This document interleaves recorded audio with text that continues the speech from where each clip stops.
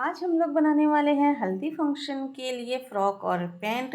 Hello friends, welcome back to my channel. Friends, चलिए देख लेते हैं इसकी कटिंग एंड स्टिचिंग। तो सबसे पहले हम अपने फैब्रिक को देखते हैं। तो मेरा ये जॉर्जेट फैब्रिक है, सीक्वेंस वर्क है इसमें। इसको मैंने 2 मीटर लिया और जो इसकी मैंने लाइनिंग ली है वो भी मेरी 2 मीटर है। और इसके जो है मैंने पैंट के लिए जो कपड़ा लिया है ये भी मेरा 2 मीटर है। तो टोटल मेरा फैब्रिक 6 मीटर हुआ फ्रेंड्स। तो चलिए सबसे पहले हम इसकी लेंथ देख लेते हैं। तो कपड़े को डबल फोल्ड करके रख लेंगे। और जो फ्रॉक का जो मेज़रमेंट है वो मैंने आपको साइड स्क्रीन पर दे दिया है। शॉर्ट फ्रॉक है ये, 33 तैयार आई है। तो इसकी जो अपर पार्ट की बॉडी है वो आई है 13 इंच। तो 13 इंच मैंने जो है निकाल करके उसके नीचे से जितना हमारा मार्जिन आ रहा है 33 पर, उस पर मैंने मार्क कर दिया है, प्लस 2 इंच एक्स्ट्रा मार्जिन ले करके, यानी कि नीचे की फोल्डिंग और ऊपर जो हमारा घेरा घेरा जो हमारी बॉडी में अटैच होगा उसका 1/2 इंच ले करके इस तरह से मैंने सारे पे मार्जिन कर दिया, सॉरी मार्क कर दिया है। अब यहाँ से मार्क करने के बाद में हम इसे कट करके रख देंगे साइड में। ये हमारा कट हो चुका है। अब चलिए हम लोग इसको डबल फोल्ड करते हैं।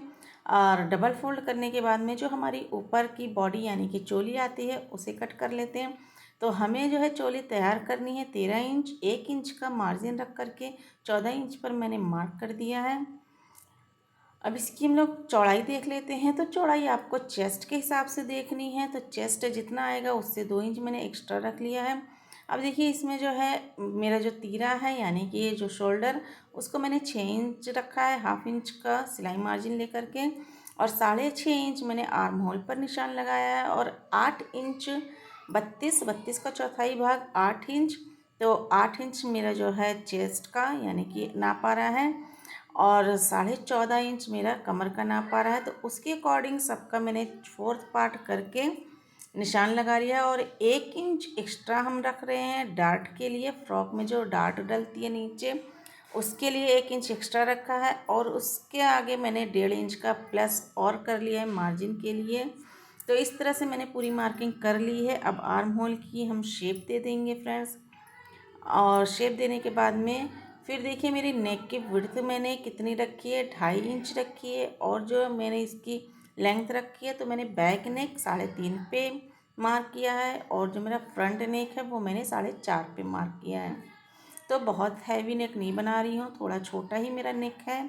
तो इस तरह से मेरी मार्किंग कंप्लीट हो गई। अब इसको कट कर लेंगे फ्रेंड्स। कट करने के बाद में आपको क्या करना है, एक पार्ट अलग कर देना है बैक वाला पार्ट अलग अलग करने के बाद में आपको आर्म होल की गहराई देनी है। नेक को कट कर लेना है और तीरे को कट कर लेना है 1/2 इंच। अब चलिए देखते हैं जो बचे हुए कपड़े उनमें से स्लीव। तो स्लीव भी है मुझे 17 इंच तैयार बनानी है। और जो हमने 6.5 इंच का आर्म होल का नाप लिया था, तो उससे हम 1/2 इंच प्लस करके जो हमारे यहाँ पे सीधा मार्क होता है वहाँ पे ले लेंगे। और इसकी मैंने 2.5 इंच की गहराई दे दी है। गहराई दे करके आस्तीन का शेप दे दिया है मैंने। और नीचे हमारी जो मोहरी आ रही है फ्रेंड्स वो 4.5 इंच आ रही है। 1.5 इंच प्लस कर लेंगे हम उसमें। 1.5 इंच प्लस करने के बाद में इसको मार्क कर देंगे, सिलाई को सिलाई से, कटिंग को कटिंग से।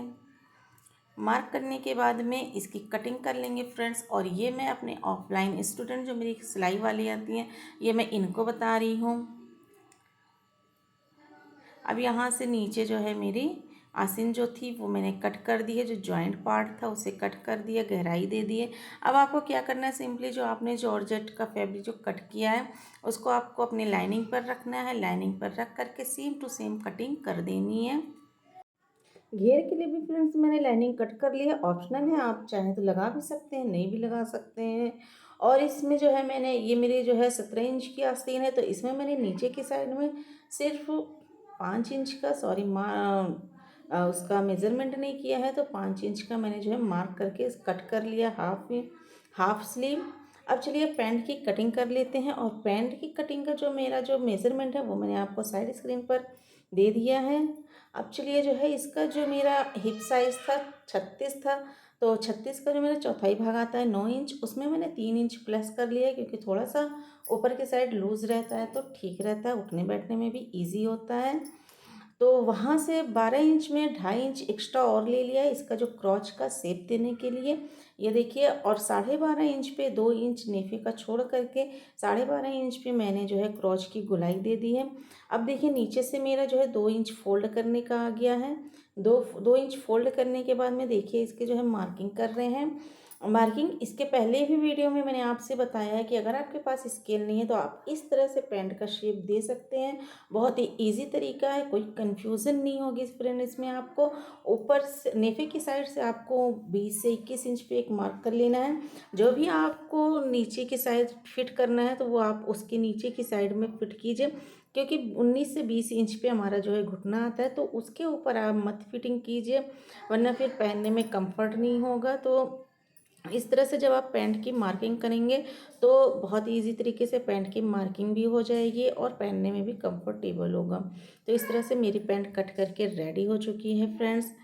और ऊपर का जो मेरा जॉइंट पार्ट था उसे भी कट कर लिया। अब चलिए इसकी स्टिचिंग कर लेते हैं। तो इसकी जो स्टिचिंग है फ्रेंड्स, दोनों क्रॉच को जोड़ लेंगे। जोड़ने के बाद में दोनों क्रॉच को एक दूसरे के सामने कर लेंगे। सामने करने के बाद में सिंपल कुछ नहीं करना है, इसमें बहुत ही ईजी है, मैंने पहले भी शेयर किया है इसको। तो आपको नीचे का फोल्ड करना है, फोल्ड करने के बाद में साइड की सिलाई देनी है और नेफे को फोल्ड कर लेना है। अब आप चाहें तो इसमें इलास्टिक साथ में अटैच कर सकते हैं, तो मैंने भी इसमें इलास्टिक नहीं अटैच किया क्योंकि मेरे पास चौड़ी इलास्टिक थी नहीं। तो इस तरह से मेरी पैंट बन करके रेडी हो चुकी है। चलिए अब फ्रॉक की स्टिचिंग देख लेते हैं। तो इस तरह से हम लोग अपने नेक को रख करके जो है लाइनिंग के ऊपर रख करके नेक की जो है सिलाई कर देंगे। सिलाई करने के बाद में कट कर लेंगे, कट करके इसको पलट देंगे। इसी तरह से हम दोनों पार्ट को अपने बना लेंगे, बैक एंड फ्रंट। दोनों पार्ट को बनाने के बाद में हम इसको जो है पूरा कच्चा कर लेंगे, आर्म होल साइड से ले करके नीचे भी कच्चा कर लेंगे नीचे की साइड में, क्योंकि हम इसमें डार्ट बनाएंगे। अब तो इस तरह से हमें अपने शोल्डर को ज्वाइंट कर लेना है। अब देखिए इसमें डार्ट मैंने कितने इंच पे बनाया है, तो वो कंधे की साइड से मैंने इंची टेप रख करके 10 इंच से नीचे जो है मैंने निशान लगा लिया है, यानी कि 10 इंच से जो मेरा 14 इंच आया तो 4 इंच पे मैंने डार्ट बना दिया है। और डार्ट की चौड़ाई मैंने नीचे से 1 इंच रखी है फ्रेंड्स। इस तरह से निशान लगा करके अब दोनों को टैप टैप कर लेंगे, तो दोनों पे निशान आ गया है। अब इसकी जो अच्छे से मार्किंग कर लेते हैं और इस तरह से हम सिलाई कर लेते हैं। नीचे से 1 इंच की फोल्डिंग होगी, ऊपर से जाके हमारा बिल्कुल नोक होते हुए सिलाई हो जाएगी 4 इंच पर। इस तरह से देखिए हमारा दोनों जो है बॉडी पार्ट कंप्लीट हो चुका है फ्रेंड्स। अब इसकी शोल्डर की ज्वाइनिंग कर लेते हैं। शोल्डर ज्वाइन करने के बाद में चलिए स्लीव तैयार कर लेते हैं। तो नीचे स्लीव को फोल्ड कर लिया है, फोल्ड करके अब इसके ऊपर हम लोग अपना जॉर्जेट वाला कपड़ा रखते हैं। रखने के बाद में तो कच्चा कर लेंगे।